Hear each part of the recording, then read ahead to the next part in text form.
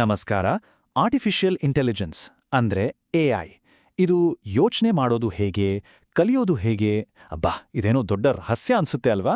ಬನ್ನಿ, ಇವತ್ತು ಈ ಒಂದು ಟೆಕ್ನಾಲಜಿ ಹಿಂದಿರೋ ಜಗತ್ತನ್ನ ತುಂಬಾನೇ ಸಿಂಪಲ್ ಆಗಿ ಅರ್ಥ ಮಾಡ್ಕೊಳ್ಳೋಣ. ಈ AI, machine learning, deep learning ಅಂತೆಲ್ಲ ಕೇಳ್ತಾನೇ ಇರ್ತೀವಿ ಅಲ್ವಾ? ಆದ್ರೆ ಇವುಗಳ ಮಧ್ಯೆ ನಿಜವಾಗ್ಲೂ ಇರೋ ವ್ಯತ್ಯಾಸವಾದ್ರೂ ಏನು ಅಂತ ಎಂದಾದ್ರೂ ಯೋಚನೆ ಮಾಡಿದಿರಾ? ಚಿಂತೆ ಇಲ್ಲ, ಈ ಗೊಂದಲವನ್ನ ಇವತ್ತು ಕ್ಲಿಯರ್ ಮಾಡ್ಕೊಬಿಡೋಣ. ಸರಿ, ಹಾಗಾದ್ರೆ ಮೊದಲು ಈ ಪದಗಳ ಗೊಂದಲವನ್ನೇ ಬಗೆಹರಿಸ್ಕೊಂಡು ಬಿಡೋಣ. ಎಐ, ಎಂಎಲ್, ಡಿಎಲ್ ಯಾವುದು ಏನು ಅಂತ ಸ್ಪಷ್ಟವಾಗಿ ನೋಡೇ ಬಿಡೋಣ. ಇದನ್ನೊಂದು ರಷ್ಯನ್ ಗೊಂಬೆ ಥರ ಇಮ್ಯಾಜಿನ್ ಮಾಡ್ಕೊಳ್ಳಿ. ಹೊರಗಡೆ ಇರೋ ಅತಿದೊಡ್ಡ ಗೊಂಬೆನೇ ಆರ್ಟಿಫಿಷಿಯಲ್ ಇಂಟೆಲಿಜೆನ್ಸ್, ಅಂದ್ರೆ ಮನುಷ್ಯರ ಬುದ್ಧಿಶಕ್ತಿನ ಕಾಪಿ ಮಾಡೋ ಯಾವುದೇ ಟೆಕ್ನಾಲಜಿ. ಅದರೊಳಗಿರೋದು ಮಷೀನ್ ಲರ್ನಿಂಗ್, ಅಂದ್ರೆ ಮಷೀನ್ಗಳು ಡೇಟಾದಿಂದ ಕಲಿಯೋ ಒಂದು ರೀತಿ. ಇನ್ನು ಅದರೊಳಗಿರೋ ಸಣ್ಣ ಆದರೆ ತುಂಬಾನೇ ಪವರ್ಫುಲ್ ಗೊಂಬೆನೇ ಡೀಪ್ ಲರ್ನಿಂಗ್. ಇದು ನಮ್ಮ ಮೆದುಳಿನ ರಚನೆಯಿಂದ ಸ್ಫೂರ್ತಿ ಪಡೆದಿರೋ ಒಂದು ಅಡ್ವಾನ್ಸ್ಡ್ ಲರ್ನಿಂಗ್. ಎಐ ಮಾಡೆಲ್ಗಳನ್ನ ಕಟ್ಟೋಕೆ ಮೂಲಭೂತವಾಗಿ 2 ದಾರಿಗಳಿದೆ. ಒಂದು, ನಾವು ಹೇಳ್ಕೊಟ್ಟ ನಿಯಮಗಳನ್ನ ಪಾಲಿಸೋದು. ಇನ್ನೊಂದು, ತಾನಾಗಿಯೇ ಎಲ್ಲವನ್ನೂ ಕಲಿಯೋದು. ಬನ್ನಿ, ಇದ್ರ ಬಗ್ಗೆ ನೋಡೋಣ. ನಿಯಮ ಆಧಾರಿತ ವಿಧಾನ ಅಂದ್ರೆ ಏನಿಲ್ಲ, ನಾವು ಮಷೀನ್ಗೆ ಏನ್ ಮಾಡ್ಬೇಕು ಅಂತ ಪಕ್ಕಾ ಇನ್ಸ್ಟ್ರಕ್ಷನ್ ಕೊಟ್ಬಿಡೋದು. ಒಂದು ಸಿಂಪಲ್ ಚಾಟ್ ಬಾಟನ್ನೇ ಉದಾಹರಣೆಗೆ ತಗೊಳ್ಳಿ. ಅದರಲ್ಲಿ ಈ ಪ್ರಶ್ನೆ ಕೇಳಿದ್ರೆ ಇದೇ ಉತ್ತರ ಕೊಡಬೇಕು ಅಂತ ಮೊದಲೇ ಫಿಕ್ಸ್ ಮಾಡಿರ್ತಾರೆ. ಅದು ಆ ರೂಲ್ಸ್ ದಾಟಿ ಯೋಚನೆ ಮಾಡಲ್ಲ. ಆದ್ರೆ ಇದಕ್ಕೆ ತದ್ವಿರುದ್ಧ ಕಲಿಕೆ ಆಧಾರಿತ ವಿಧಾನ. ಇಲ್ಲಿ ಮಷೀನ್ ತಾನಾಗೇ ರೂಲ್ಸ್ಗಳನ್ನ ಕಂಡುಹಿಡಿಯುತ್ತೆ. ನಾವು ಅದಕ್ಕೆ ಸಾವಿರಾರು ಉದಾಹರಣೆಗಳನ್ನ, ಅಂದ್ರೆ ಡೇಟಾ ಮತ್ತೆ ಅದಕ್ಕೆ ಸಂಬಂಧಪಟ್ಟ ಉತ್ತರಗಳನ್ನ ಕೊಡ್ತೀವಿ. ಸ್ಪ್ಯಾಮ್ ಫಿಲ್ಟರ್ ಇದಕ್ಕೆ ಬೆಸ್ಟ್ ಎಕ್ಸಾಂಪಲ್. ಸಾವಿರಾರು ಇಮೇಲ್ಗಳನ್ನು ನೋಡಿ ಯಾವುದು ಸ್ಪ್ಯಾಮ್ ಯಾವುದು ಅಲ್ಲ ಅಂತ ಗುರುತಿಸೋ ರೂಲ್ಸನ್ನ ಅದೇ ಕಲ್ತ್ಕೊಳ್ಳುತ್ತೆ. ಸೊ ಸಿಂಪಲ್ ಆಗಿ ಹೇಳೋದಾದ್ರೆ, ಒಂದು ಕಡೆ ನಾವು ಬರೆದುಕೊಟ್ಟ ರೂಲ್ಸ್ ಪ್ರಕಾರನೇ ಕೆಲಸ ಮಾಡೋ ಒಂದು ಸ್ಟ್ಯಾಟಿಕ್ ಸಿಸ್ಟಮ್, ಇನ್ನೊಂದು ಕಡೆ ತನಗೆ ಸಿಕ್ಕ ಹೊಸ ಹೊಸ ಮಾಹಿತಿಯಿಂದ ಕಲಿತಾ ತನ್ನನ್ನು ತಾನೇ ಬೆಟರ್ ಮಾಡ್ಕೊಳ್ಳೋ ಡೈನಾಮಿಕ್ ಸಿಸ್ಟಮ್. ಓಕೆ, ಈಗ ಮಷೀನ್ ಲರ್ನಿಂಗ್ನ ಮೊದಲನೇ ಮತ್ತು ಪ್ರಮುಖ ಟೈಪ್ ನೋಡೋಣ. ಇದಕ್ಕೆ ನಾವು ಪ್ರೀತಿಯಿಂದ ಸ್ಟೂಡೆಂಟ್ ಅಂತ ಹೆಸರಿಡ್ಬೋದು. ಈ ಮೆಥಡ್ನಲ್ಲಿ ಏನಾಗುತ್ತೆ ಅಂದ್ರೆ, ನಾವು ಎಐ ಮಾಡೆಲ್ಗೆ ಲೇಬಲ್ ಮಾಡಿರೋ ಡೇಟಾ ಕೊಡ್ತೀವಿ.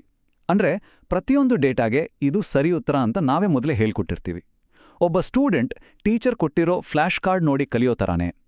ಇಲ್ಲಿ ನಮ್ಮ ಲೇಬಲ್ ಮಾಡಿರೋ ಡೇಟಾನೇ ಟೀಚರ್ ಅಥವಾ ಸೂಪರ್ವೈಸರ್. ಉದಾಹರಣೆಗೆ ಈ ಚಿತ್ರ ನೋಡಿ. ನಾವು ಎಐಗೆ ಸಾವಿರಾರು ಫೋಟೋಗಳನ್ನು ತೋರಿಸಿ ಇದು ಆಪಲ್, ಇದು ಸ್ಟ್ರಾಬೆರಿ ಅಂತ ಲೇಬಲ್ ಮಾಡಿ ತರಬೇತಿ ಕೊಡ್ತೀವಿ. ಈ ಟ್ರೈನಿಂಗ್ ಆದ್ಮೇಲೆ ಅದು ಯಾವತ್ತೂ ನೋಡಿರದ ಒಂದು ಹೊಸ ಆಪಲ್ ಫೋಟೋ ತೋರಿಸಿದ್ರು ಇದು ಆಪಲ್ ಅಂತ ಕರೆಕ್ಟಾಗಿ ಗುರ್ತಿಸುತ್ತೆ. ಈ ಸೂಪರ್ವೈಸ್ಡ್ ಲರ್ನಿಂಗ್ನಲ್ಲೂ 2 ರೀತಿ ಇದೆ. ಒಂದು ಕ್ಲಾಸಿಫಿಕೇಶನ್, ಅಂದ್ರೆ ಒಂದು ಕ್ಯಾಟಗರಿಗೆ ಸೇರಿಸೋದು. ನಾಳೆ ಹವಾಮಾನ ಬಿಸಿ ಇರುತ್ತಾ ಅಥವಾ ತಂಪಿರುತ್ತಾ ಅಂತ ಹೇಳೋ ಥರ. ಇನ್ನೊಂದು ರಿಗ್ರೆಷನ್, ಅಂದ್ರೆ ಒಂದು ನಿಖರವಾದ ನಂಬರ್ನ ಊಹಿಸೋದು. ನಾಳೆ ಟೆಂಪ್ರೇಚರ್ 28 ಡಿಗ್ರಿ ಇರುತ್ತೆ ಅಂತ ಹೇಳೋ ಥರ. ಇದೆಲ್ಲ ಬರೀ ಥಿಯರಿ ಅಲ್ಲ, ನಮ್ಮ ದಿನನಿತ್ಯದ ಜೀವನದಲ್ಲೇ ಇದೆ. ನಾವು ಯೂಸ್ ಮಾಡೋ ಇಮೇಲ್ ಸ್ಪ್ಯಾಮ್ ಫಿಲ್ಟರ್, ಫೇಸ್ಬುಕ್ ಫೋಟೋಗಳಲ್ಲಿ ಫ್ರೆಂಡ್ಸ್ನ ಗುರುತಿಸೋದು, ಮನೆಗಳ ಬೆಲೆ ಎಷ್ಟು ಅಂತ ಊಹಿಸೋದು. ಅಷ್ಟೇ ಯಾಕೆ, ಮೆಡಿಕಲ್ ಫೀಲ್ಡ್ನಲ್ಲೂ ರೋಗ ಪತ್ತೆ ಹಚ್ಚೋಕೆಲ್ಲ ಇದೇ ಟೆಕ್ನಾಲಜಿ ಬಳಕೆಯಾಗುತ್ತೆ. ಸರಿ, ಈಗ ಮುಂದಿನ ಕಲಿಕೆಯ ಶೈಲಿಗೆ ಹೋಗೋಣ. ಇದನ್ನೊಂದು ಡಿಟೆಕ್ಟಿವ್ ಅಂತ ಅನ್ಕೋಬಹುದು.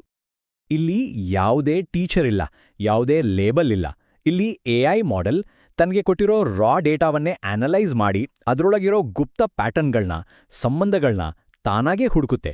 ಥೇಟ್ ಒಬ್ಬ ಡಿಟೆಕ್ಟಿವ್ ಯಾವುದೇ ಕ್ಲೂ ಇಲ್ಲದೆ ಎವಿಡೆನ್ಸ್ಗಳನ್ನ ಜೋಡಿಸಿ ಕೇಸ್ ಸಾಲ್ವ್ ಮಾಡೋ ಥರ. ಒಂದು ಕ್ಷಣ ಯೋಚನೆ ಮಾಡಿ, ನಾವು ಎಐಗೆ ಪ್ರಾಣಿ ಪಕ್ಷಿಗಳ ಸಾವಿರಾರು ಫೋಟೋಗಳನ್ನ ಕೊಡ್ತೀವಿ, ಆದರೆ ಯಾವುದು ಪ್ರಾಣಿ ಯಾವುದು ಪಕ್ಷಿ ಅಂತ ಹೇಳೋದೇ ಇಲ್ಲ. ಆದರೂ ಎಐ ಅವುಗಳನ್ನ ನೋಡಿ ರೆಕ್ಕೆ ಇರೋದೆಲ್ಲ ಒಂದು ಗ್ರೂಪು, 4 ಕಾಲಿರೋದೆಲ್ಲ ಇನ್ನೊಂದು ಗ್ರೂಪ್ ಅಂತ ತಾನಾಗೇ ವಿಂಗಡಣೆ ಮಾಡುತ್ತೆ. ಇದೇ ಕ್ಲಸ್ಟರಿಂಗ್ ಅಂದ್ರೆ. ಈ ಮೆಥಡ್ ಇರೋದ್ರಿಂದಾನೇ ನಮ್ಗೆ ನೆಟ್ಫ್ಲಿಕ್ಸ್ ಅಥವಾ ಯೂಟ್ಯೂಬ್ನಲ್ಲಿ ನಮ್ಮ ಟೇಸ್ಟ್ಗೆ ತಕ್ಕ ಹಾಗೆ ರೆಕಮೆಂಡೇಷನ್ಗಳು ಬರೋದು. ಅಷ್ಟೇ ಅಲ್ಲ, ಮಾರ್ಕೆಟಿಂಗ್ನಲ್ಲಿ ಒಂದೇ ರೀತಿ ಇರೋ ಕಸ್ಟಮರ್ಸ್ನ ಗುಂಪು ಮಾಡೋಕೆ, ಬ್ಯಾಂಕಿಂಗ್ನಲ್ಲಿ ಫ್ರಾಡ್ ಟ್ರಾನ್ಸಾಕ್ಷನ್ ಕಂಡುಹಿಡಿಯೋಕೆ ಕೂಡ ಇದೇ ಟೆಕ್ನಿಕ್ ಬಳಕೆಯಾಗುತ್ತೆ. ಸರಿ, ಈಗೊಂದು ಚಿಕ್ಕ ಕ್ವಿಜ್ ಟೈಮ್. ಒಂದು OTT ಪ್ಲಾಟ್ಫಾರ್ಮ್ ನಮ್ಮ ವಾಚ್ ಹಿಸ್ಟ್ರಿ ನೋಡಿ ಹೊಸ ಶೋ ರೆಕಮೆಂಡ್ ಮಾಡುತ್ತೆ. ಹೇಳಿ, ಇದು ಸೂಪರ್ವೈಸ್ಡಾ ಅಥವಾ ಅನ್ಸೂಪರ್ವೈಸ್ಡಾ? ಯಸ್, ಉತ್ತರ ಅನ್ಸೂಪರ್ವೈಸ್ಡ್ ಲರ್ನಿಂಗ್. ಯಾಕಂದ್ರೆ ಆ ಸಿಸ್ಟಮ್ಗೆ ಯಾರೋ ಈ ವ್ಯಕ್ತಿಗೆ ಈ ಶೋ ರೆಕಮೆಂಡ್ ಮಾಡು ಅಂತ ಹೇಳ್ಕೊಟ್ಟಿರಲ್ಲ. ಬದಲಿಗೆ ಅದು ಲಕ್ಷಾಂತರ ಜನರ ವೀಕ್ಷಣಾ ಹವ್ಯಾಸಗಳಲ್ಲಿರೋ ಪ್ಯಾಟರ್ನ್ಗಳನ್ನು ತಾನೇ ಗುರುತಿಸಿ ನಮ್ಮ ಹಾಗೆ ಇಷ್ಟಪಡೋರನ್ನ ಒಂದು ಗುಂಪು ಮಾಡಿ ಆ ಗುಂಪಿನವರಿಗೆ ಇಷ್ಟವಾದದ್ದನ್ನ ನಮ್ಗೆ ಶಿಫಾರಸು ಮಾಡುತ್ತೆ. ಇನ್ನೂ ಕೊನೆಯದಾಗಿ ತುಂಬಾನೇ ಇಂಟ್ರೆಸ್ಟಿಂಗ್ ಆಗಿರೋ ಒಂದು ಲರ್ನಿಂಗ್ ಸ್ಟೈಲ್. ಇದಕ್ಕೆ ಗೇಮರ್ ಅನ್ನೋ ಹೆಸರು ಪರ್ಫೆಕ್ಟ್. ಇದನ್ನ ಹೀಗೆ ಅರ್ಥ ಮಾಡ್ಕೊಳ್ಳಿ. AI ಒಂದು ವಿಡಿಯೋ ಗೇಮ್ ಆಡ್ತಿದೆ. ಅದು ಮಾಡೋ ಪ್ರತಿ ಸರಿ ಮೂವ್ಗೆ ಅದಕ್ಕೆ ರಿವಾರ್ಡ್ ಅಂದರೆ ಪಾಯಿಂಟ್ಸ್ ಸಿಗುತ್ತೆ. ಪ್ರತಿ ತಪ್ಪು ಮೂವ್ಗೆ ಪೆನಾಲ್ಟಿ ಅಂದರೆ ಪಾಯಿಂಟ್ಸ್ ಕಟ್ ಆಗುತ್ತೆ. ಹೀಗೆ ಟ್ರಯಲ್ ಆ್ಯಂಡ್ ಎರರ್ ಮಾಡ್ತಾ ಬೀಳ್ತಾ ಏಳ್ತಾ ಅತಿ ಹೆಚ್ಚು ಪಾಯಿಂಟ್ಸ್ ಗಳಿಸೋ ಬೆಸ್ಟ್ ಸ್ಟ್ರಾಟಜಿಯನ್ನ ಅದೇ ಕಲ್ತ್ಕೊಳ್ಳುತ್ತೆ. ಡೀಪ್ ಮೈಂಡ್ನ ಈ AI ನೋಡಿ, ಇದಕ್ಕೆ ಯಾರೂ ಕೋಡ್ ಬರೆದು ನಡೆಯೋದು ಹೇಗೆ ಅಂತ ಹೇಳ್ಕೊಟ್ಟಿಲ್ಲ. ಬದಲಿಗೆ ಅದು ಸಾವಿರಾರು ಬಾರಿ ಎಡವಿ ಬಿದ್ದು ಪ್ರತಿ ಸರಿ ಸ್ವಲ್ಪ ಮುಂದೆ ಹೋದಾಗೆಲ್ಲ ರಿವಾರ್ಡ್ ಪಡಿತಾ ತಾನಾಗಿಯೇ ನಡೆಯೋದನ್ನ, ಅಡೆತಡೆಗಳನ್ನ ದಾಟೋದನ್ನ ಕಲ್ತ್ಕೊಂಡಿದೆ. ಇದು ರೀಇನ್ಫೋರ್ಸ್ಮೆಂಟ್ ಲರ್ನಿಂಗ್ನ ಶಕ್ತಿಗೆ ಒಂದು ಅದ್ಭುತ ಉದಾಹರಣೆ. ಇಷ್ಟೆಲ್ಲ ಕಲಿಕೆ ನಡೆಯುತ್ತಲ್ಲ, ಇದರ ಹಿಂದೆ ಇರೋ ಆ ಬ್ರೈನ್ ಯಾವುದು? ಬನ್ನಿ ಈಗ AIನ ಮೆದುಳಿನ ಒಳಗೆ ಒಂದು ಸಣ್ಣ ಇಣುಕು ನೋಟ ಹಾಕೋಣ. ಇದನ್ನೇ ಆರ್ಟಿಫಿಷಿಯಲ್ ನ್ಯೂರಲ್ ನೆಟ್ವರ್ಕ್ ಅಂತ ಕರೆಯೋದು. ಇದು ನಮ್ಮ ಮೆದುಳಿನಿಂದಾನೇ ಸ್ಫೂರ್ತಿ ಪಡೆದಿದ್ದು. ಸಿಂಪಲ್ ಆಗಿ ಹೇಳೋದಾದ್ರೆ, ಇನ್ಪುಟ್ ಲೇಯರ್ ಡೇಟಾ ತಗೊಳುತ್ತೆ, ಮಧ್ಯದಲ್ಲಿರೋ ಹಿಡನ್ ಲೇಯರ್ಗಳು ಅದರ ಮೇಲೆ ಪ್ರಾಸೆಸ್ ಮಾಡಿ ಪ್ಯಾಟರ್ನ್ಗಳನ್ನ ಗುರುತಿಸ್ತವೆ. ಕೊನೆಗೆ ಔಟ್ಪುಟ್ ಲೇಯರ್ ನಮಗೆ ಉತ್ತರ ಕೊಡುತ್ತೆ. ಈ ಹಿಡನ್ ಲೇಯರ್ಗಳು ಜಾಸ್ತಿ ಇದ್ದಷ್ಟು ಕಲಿಕೆ ಅಷ್ಟೇ ಆಳವಾಗಿರುತ್ತೆ. ಅದಕ್ಕೆ ಇದನ್ನ ಡೀಪ್ ಲರ್ನಿಂಗ್ ಅಂತ ಕರೆಯೋದು. ಹಾಗಾದ್ರೆ ಮಷಿನ್ಗಳು ಹೇಗೆ ಕಲಿಯುತ್ತವೆ ಅಂತ ನಮಗೀಗ ಗೊತ್ತಾಗಿದೆ. ವಿದ್ಯಾರ್ಥಿಯ ಹಾಗೆ, ಪತ್ತೇದಾರಿಯ ಹಾಗೆ ಮತ್ತು ಆಟಗಾರನ ಹಾಗೆ. ಆದ್ರೆ ಅಸಲಿ ಪ್ರಶ್ನೆ ಇರೋದು ಇಲ್ಲಿ. ಇಷ್ಟು ಪವರ್ಫುಲ್ ಆಗಿರೋ ಕಲಿಕೆಯ ಸಾಮರ್ಥ್ಯವನ್ನ ಬಳಸಿ ನಾವು ಮನುಷ್ಯರು ಅವುಗಳಿಗೆ ಮುಂದೇನು ಕಲಿಸಬೇಕು? ಯಾಕಂದ್ರೆ ನಮ್ಮ ಮುಂದಿನ ಭವಿಷ್ಯ ಬಹುಶಃ ಈ ಪ್ರಶ್ನೆಯ ಉತ್ತರವನ್ನೇ ಅವಲಂಬಿಸಿದೆ. ಇದರ ಬಗ್ಗೆ ಯೋಚನೆ ಮಾಡಿ ಮುಂದಿನ ವಿಶ್ಲೇಷಣೆಯಲ್ಲಿ ಮತ್ತೆ ಸಿಗೋಣ.